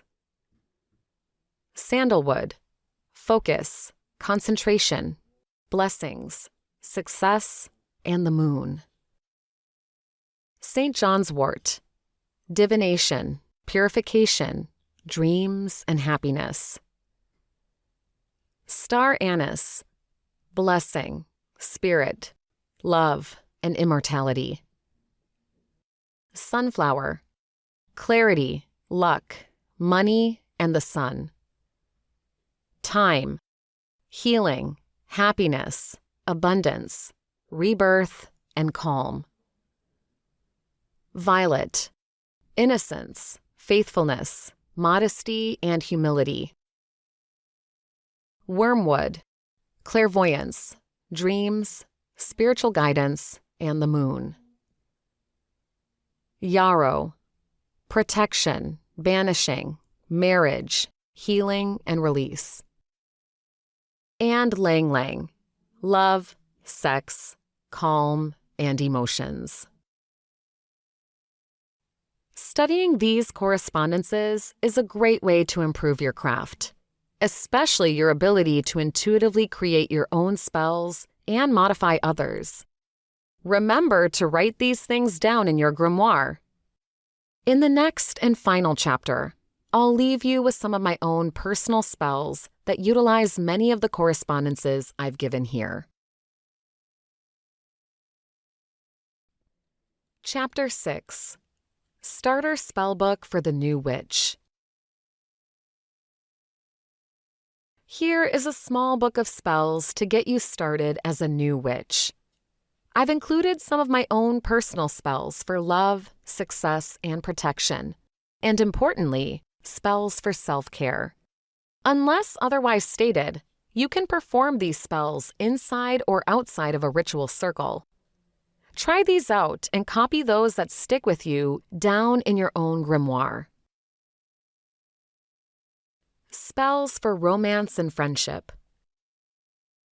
Honey Jar Attraction Spell. Spell jars are an easy and elegant way to combine ingredients for spellcasting. A honey jar, in particular, is meant to make others sweet on you. Get it? I've crafted this honey jar spell to work by increasing your own magnetism, letting your irresistible self shine forth. This is a much safer alternative to a spell that attracts a specific person to you. Surely you've seen in pop culture how a love spell can turn sour, right? Plus, this attraction spell works on both romantic interests and friendships, depending on what you want to invite into your life. Materials: a slip of paper and a pen, a clean, empty mason jar with a lid, half a cup of honey, a small magnet, a small bit of each of these herbs: marshmallow root, althea, balm of Gilead, calendula, and vanilla bean, or you can sub with pure vanilla extract, and a pink spell candle. For the timing, during a new or waxing moon. And the duration, time to cast plus recharge once per month. Instructions. First, write your intentions down on the slip of paper. Write them in present tense, as if you already have what you're seeking. Like, I am surrounded by friends who lift me up and inspire me. Or, I am loved for exactly who I am, and my soulmate is drawn to me. Fold the piece of paper 3 times. Next, energetically cleanse your mason jar. I recommend Palo Santo incense to start the spell off with good vibes. Then add all the herbs, the magnet, and your slip of paper to the jar and pour the honey over the top. Screw the lid tightly onto the jar, light the pink spell candle on top of it, and say, "Sweet as honey, magnetic attraction, draw unto me my satisfaction, so mote it be." Let the candle burn all the way down. Store the honey jar on your altar or somewhere else in your home where it can go undisturbed. Burn another pink candle on top of the lid and repeat the incantation once per month during the waxing moon until your wish is fulfilled and the people you desire are drawn to you. Potion of Goodwill Among Friends. This one's for the kitchen witches. This is my personal mulled wine recipe, instilled with a spell for goodwill among friends and family. Make this potion at your next holiday party to ensure the air is filled with warmth and love. The trick is that everyone should take a drink. Just enough to sip for a toast will do. Materials: a crock pot and wooden spoon, a bottle of red wine, a cup of brandy, a cup of orange liquor, whole spices, including 4 cinnamon sticks, 3 star anise, 2 whole cloves, and 1 nutmeg, and 1/4 cup of pure maple syrup. Timing is during the full or waxing moon, and the duration is for 2 hours plus the duration of drinking. Instructions. Start the process at least 2 hours before the party. Combine the wine, brandy, and orange liquor in a crock pot and turn it on to high heat. Add in the maple syrup and the spices one at a time, whole, and as you do so, say, cinnamon for love, anise for our spirits, clove for kind tongues, nutmeg's luck between us. May this potion unite us in maple sweetness. So mote it be. Stir the potion 9 times clockwise, and as you do so, visualize all of your guests having a wonderful time, bonding over their glasses of mulled wine. Place the lid on the crock pot and let it mull for about 2 hours before turning it to low. Serve warm and watch cheeks glow with shared good cheer. Cord-cutting candle spell. As painful as it is, sometimes the best thing we can do for ourselves is to let go of someone, whether the relationship has simply run its course or that person was toxic for us. When a relationship ends and you find yourself struggling with grief, unable to cut that tether, turn to the comfort of the cord-cutting ritual. This is an old witchcraft practice in which the energetic cords between you and a former friend or partner are severed, releasing you both to new lives of freedom. Materials: a fire-safe surface, such as a cauldron or cast iron pan, 2 spell candles, 1 black, 1 white, frankincense oil, and a length of twine. Timing should be during the waning moon, and the duration is the casting time. Instructions: carve your name into the white candle and the other person's name into the black candle. Anoint both with frankincense oil, rubbing the oil on the candle in an outward motion, as if drawing energy away from you and up to the candle's tip. Braid the twine into a long braid of 3 strands. As you do so, meditate on the relationship, specifically, why it is you need to let go. Don't let any anger or pain cloud your feelings. Instead, focus on the fact that you're letting go of these bad feelings, making a better future for yourself free from the energetic ties that still bind you. When you have a length of braid about 6 inches long, tie each end to one of the corners of the 2 candles.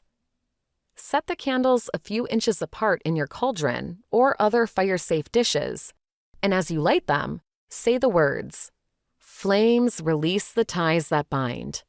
I take with me only what is mine, so mote it be." Let the candles burn. When the flame reaches the twine, it will start to burn as well, until the candles are separated and finally melted to only remnants. Bury the remnants of the candles and any twine in the earth, away from your home. Spells for success and abundance. Potion of personal power. This powerful little liquid calls your inner power to the surface so you feel your best self. It's great for increasing confidence and adding a bit of luck to your day. And it's easy to cast with things you have in your kitchen. Perfect before a job interview or a public speaking event. This potion calls for dry chamomile and lemon balm to be infused in water as a loose leaf tea. If you don't have access to these things, you can substitute a simple chamomile tea bag. Materials: dry herbs, like chamomile and lemon balm, a loose leaf tea infuser or classic teapot, a bit of fresh grated ginger, or sub for powdered ginger, fresh lemon juice, and honey. Timing is any moon phase, and in the morning is best. Duration: time to brew and drink. Instructions: brew your tea, either with a tea bag or an infuser for loose leaf, and pour yourself a serving in your favorite teacup or coffee mug. Add a pinch of fresh ginger, a squeeze of lemon, and a dollop of honey. Call to mind an image of yourself at your most confident and successful. Stir the potion 9 times clockwise, and as you do so, say, "In my power, my confidence blooms. On the horizon, success does loom. Ginger and lemon, flower of sun.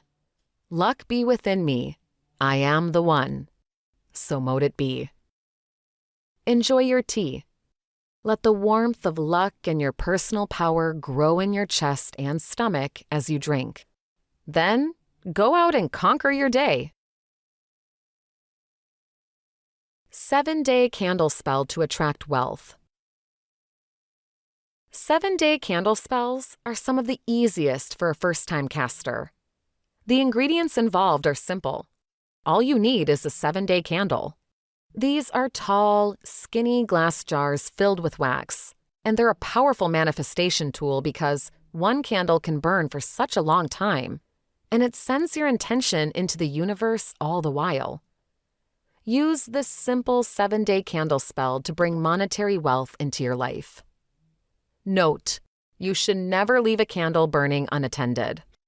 Snuff the 7-day candle out each time you leave the house or go to sleep and relight it upon your return. For this reason, the 7-day candle may last much longer than just 7 days. Materials: 1 7-day green spell candle.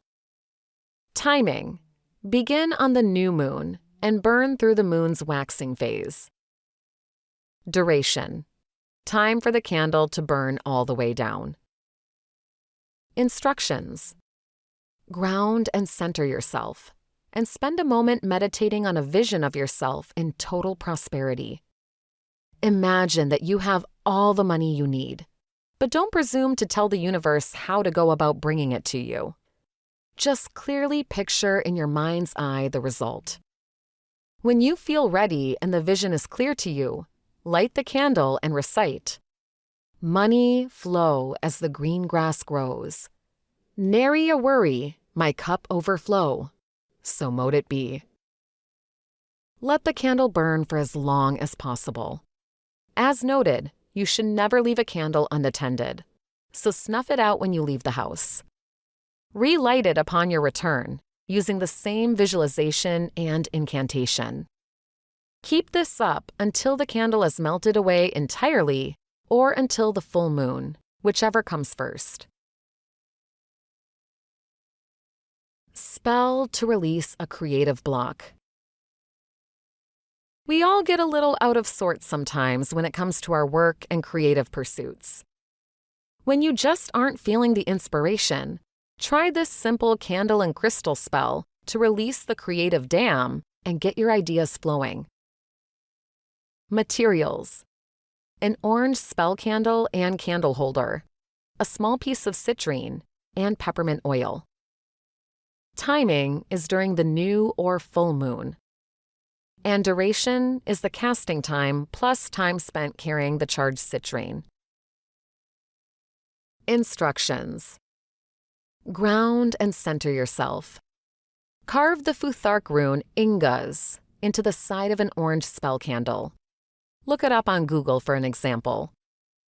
Anoint the candle with peppermint oil in a downward motion from the tip, as if drawing energy downward. Add a single drop of peppermint oil to your piece of citrine. Place the candle in its holder and situate the crystal just next to it. As you light the candle, say, "My eyes, my mind awakening.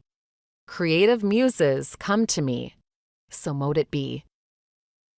Meditate on a vision of yourself at your creative best as you let the candle burn down.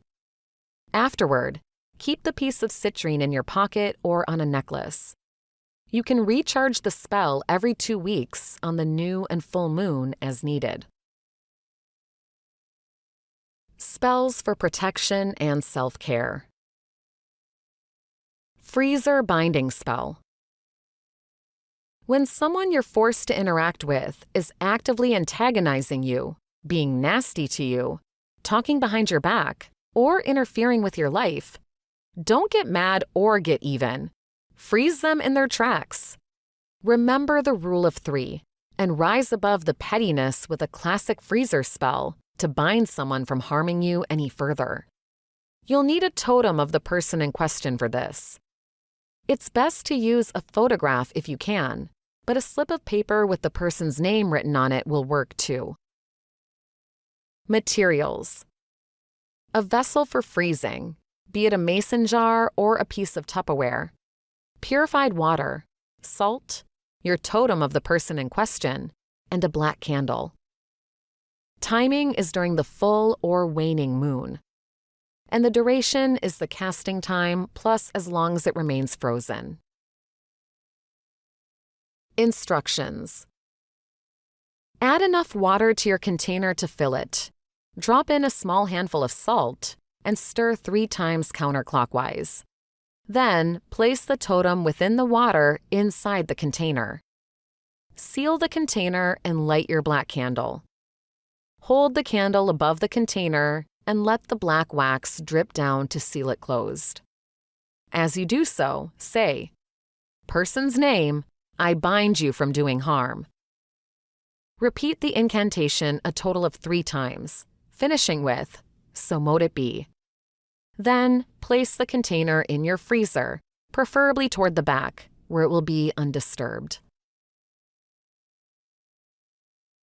Full Moon Cleansing Bath.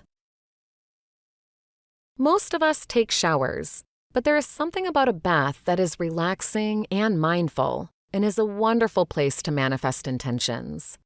This is a simple ritual you can do to pamper yourself and release stress, while also recharging your inner power.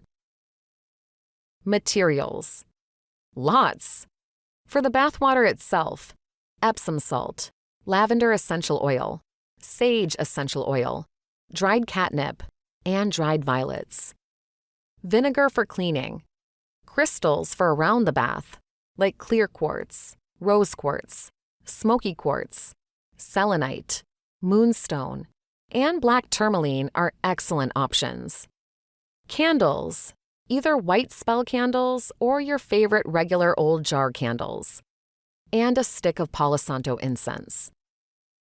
Timing is during the full moon, and the duration is about an hour, plus the effects last for days or even weeks, depending on what's going on in your life. Instructions: first, clean your bathtub with a mix of vinegar, water, and lavender essential oil. When you're ready for your bath, place your crystals and candles around the rim of the tub. Fill the tub with comfortably hot water and add Epsom salt, lavender oil, sage oil, catnip, and violets. Light your candles and the stick of Palo Santo before you step into the bath. This way, you have all 4 elements represented. Settle in and let the rich water wash over you, breathing in the scent of the oils and herbs. Visualize the light of the full moon covering your body, assuming you're not bathing outdoors, and if you are, I'm jealous. Truly see the stress, anxiety, and negative energy melting off of you. I like to spend some time meditating in the bath, but be careful you don't get so relaxed as to fall asleep. Afterward, use the same vinegar-water-oil combo to clean out the tub and step into the world as a revitalized witch. Simple Sleep Satchel. We're not at our best without restful sleep. Insomnia wreaks havoc on all of our bodily and spiritual systems. This simple spell satchel promotes restful sleep and pleasant dreams. If you're struggling to fall asleep or stay asleep, try this spell to get some Z's. Materials: a small drawstring pouch, a handful of dried valerian root, a piece of moonstone, a piece of amethyst, and lavender essential oil. Timing: the full moon is best, but any moon phase will do. Duration: casting time plus as long as the satchel is kept and recharged. Instructions: place the valerian root and the 2 crystals inside your drawstring pouch and add 3 drops of lavender oil. Pull the pouch closed and tie 3 knots in the strings. As you do so, say, "O Goddess Moon, guide my dreams. I rest beneath your healing beam. So mote it be." Sleep with the sachet under your pillow. Recharge any time by adding another 3 drops of lavender oil to the outside of the bag and repeating the incantation. Farewell. Dear listener, you've reached the end of the book. Do you feel like a real witch yet? If not, don't worry. You may be done with your book learning, but practicum awaits. If you take nothing else away from this book, please take this. It is called practicing witchcraft for a reason. Calling yourself a witch doesn't make one a witch. Regular practice does. So get out there and make some magic. If you enjoyed this audiobook and you've learned more about the secrets of witchcraft, an honest review is always appreciated and will help me reach new listeners just like you who'd like to start a modern witch journey. I'll leave you with this, a traditional witch's goodbye, included as part of the Wiccan read, the same farewell my coven and I share after every Sabbat and Espet. Merry meet and merry part, until we merry meet again. Blessed be, Sybil Wolfe. We appreciate you tuning in to one of our captivating audiobooks. For more immersive experiences, here is another audiobook we're certain you'll enjoy. Don't forget to show your support by liking this video, sharing what you loved about this audiobook in the comments section below, and subscribing for more captivating audiobooks like this. Thanks for being a part of our audiobook community.